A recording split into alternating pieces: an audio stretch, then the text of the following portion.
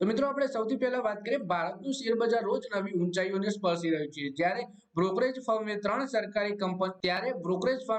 સરકારી કંપનીઓના શેરોમાં તેજીનું વલણ જોઈ રહ્યા છે તેમનું માનવું છે કે આ ત્રણ શેરોમાં ટૂંકા ગાળામાં 19% સુધીનો નફો આપણને મળી શકે છે આ ત્રણ કંપનીઓમાંથી બે મહારથનો દરજ્જો આપવા ધરાવતી સીપીએસસી ગેલ ઇન્ડિયા અને કોલ ઇન્ડિયા છે તો અન્ય એક નવરત્ન કંપની એનએમડીસી છે GAIL India natural gas transmission company છે જ્યારે કોલ ઇન્ડિયા કોલસાનું ખનન કરે છે અને NMDC national mineral development corporation દેશમાં આયર્નનું સૌથી મોટું ઉત્પાદક છે જ્યારે અહીં જાણીશું કે બ્રોકરેજ દ્વારા આ કંપનીઓમાં શેર કેટલી ઊંચાઈએ જઈ શકે છે અને કેટલો નફો કરાવી શકે છે સૌથી પહેલા આપણે વાત કરીએ એનએમડીસી ના શેર વિશે તો બ્રોકરેજ ફર્મ શેરખાને એનએમડીસી શેર પર બાય કોલ જાળવી રાખીને આ સ્ટોક માટે ₹245 ટાર્ગેટ નક્કી કર્યો છે 5 જાન્યુઆરી આ શેર બીએસઈ પર ₹222.65 બંધ થયો હતો શેરખાનના રિસર્ચ રિપોર્ટમાં જણાવ્યું છે કે એનએમડીસી નું ઓપરેશનલ પરફોર્મન્સ મજબૂત રહ્યું છે એપ્રિલ ડિસેમ્બર FY24 માં કંપનીનું આયર્ન ઉત્પાદન 18% વાર્ષિક વૃદ્ધિ સાથે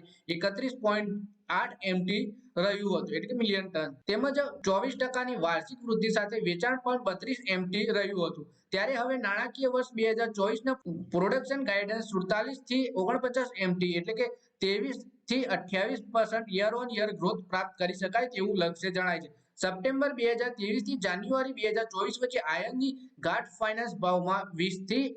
26% વધારો આંતરરાષ્ટ્રીય આયર્ન ઓરના ભાવમાં મજબૂતી દર્શાવે છે ત્યારે આ ભાવ વધારાનો સૌથી વધુ ફાયદો ક્વાર્ટર 3 FY24 માં જોવા મળશે વોલ્યુમની વૃદ્ધિ યર ઓન યર 21% વધુ અને સારી પ્રાપ્તિને જોતા ક્વાર્ટર 3 FY24 ની આવક મજબૂત રહેશે એવું લાગી રહ્યું છે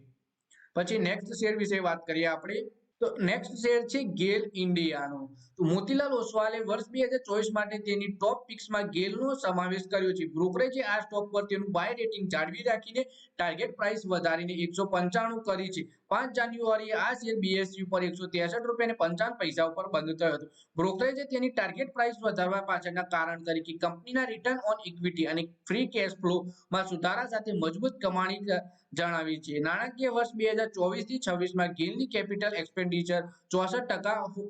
હોવા છતાં મોતીલાલ ઓસ્વાલને આશા છે કે કંપની નાણાકીય વર્ષ 2026 અને 26 માં 4560 કરોડનો ફ્રી કેશ ફ્લો નોંધાવશે સાથે જ ગેલ ગેસ તેની પેરેન્ટ કંપની માટે શેર દીઠ 14.3 નું વેલ્યુ અનલોકિંગ પ્રદાન કરી શકે છે નોટમાં કહેવામાં આવ્યું છે કે વધતા ટ્રાન્સમિશન વોલ્યુમ અને પેટ્રોકેમિકલ્સ બિઝનેસમાં બદલાવથી ગેલના આરઓઈ ને નાણાકીય વર્ષ 2026 માં લગભગ 15% સુધી સુધારવામાં મદદ મળી શકે છે નાણાકીય વર્ષ 2026 સુધીમાં પેટ્રોકેમિકલ સેગમેન્ટના એબિટા સ્તરે નફાકારક બને તેવી શક્યતા છે વર્ષ 2023 માં ગેલના શેરોમાં 63% નો વધારો જોવા મળ્યો છે ગેલને ટ્રેક કરતા 32 એનાલિસ્ટમાંથી 25એ બાય રેટિંગ આપ્યું છે જ્યારે 4એ હોલ્ડ અને 3એ સેલ રેટિંગ આપ્યું છે પછી આપણે નેક્સ્ટ શેર વિશે વાત કરીએ નેક્સ્ટ શેર છે કોલ ઇન્ડિયાનો મોતીલાલ ઓસ્વાલે કોલ ઇન્ડિયાના શેરમાં પર બાય રેટિંગ જાળવીને શેરને ₹430 નો નવો ટાર્ગેટ આપ્યો છે આ શેર બીએસઈ પર 5 જાન્યુઆરીના રોજ ₹384.35 ઉપર બંધ થયો હતો બ્રોકરેજનું માનવું છે કે કોલ ઇન્ડિયાના ભાવિ વૃદ્ધિની તકો લાભ લેવા માટે સારી સ્થિતિમાં છે મોતીલાલ ઓસ્વાલે તેના રિસર્ચ રિપોર્ટમાં જણાવ્યું કે 24/7 વીજ પુરવઠો સુનિશ્ચિત કરવા સરકારના મજબૂત દબાણ વચ્ચે પાવર સેક્ટરમાં કોલસાની વધતી માંગને પહોંચી વળવા કોલ ઇન્ડિયાને FSAS ફ્યુઅલ સપ્લાય એગ્રીમેન્ટ્સ દ્વારા લાંબા ગાળાની પ્રતિબદ્ધતા આપી છે કોલ ઇન્ડિયા નાણાકીય વર્ષ 2024 માં 780 MT અને નાણાકીય વર્ષ 2025 માં 850 MT નો ટાર્ગેટ ધરાવે છે પરફોર્મન્સ સુધારવા માટે તાજેતરના મહિનાઓમાં ઈ-ઓક્શનમાં વધારો થયો છે કોલ ઇન્ડિયા કુલ વોલ્યુમમાં 10% હરાજી દ્વારા નિર્ધારિત કિંમતો દ્વારા વેચે છે બ્રોકરેજની આશા છે કે કંપની ઈ-ઓક્શન દ્વારા FY24 ને FY25 અને FY26 માં અનુક્રમે 72 MT 76 MT અને 88 MT વોલ્યુમ વેચશે થશે નાણાકીય વર્ષ 2020 થી સુધી કેપેક્સ 65 થી 85 અબજની આસપાસ હતું જે નાણાકીય વર્ષ 2023 માં 3 ગણું વધીને 186 અબજ થયું હતું કંપની નાણાકીય વર્ષ 2024 માં 165 બિલિયનનું કેપિટલ એક્સપેન્ડિચર નિર્ધારિત કર્યું છે જે કંપની રેલવે કોરિડોર જમીન સંપાદન HEMM પ્રાપ્તિ અને CHP ની સ્થાપના વગેરે જેવા સેક્ટરમાં ઇન્ફ્રાસ્ટ્રક્ચર વિકસાવવામાં મદદ કરશે તો મિત્રો આ વિડિયોમાં આપણે ત્રણ એવા સરકારી શેર વિશે વાત કરી જેમાં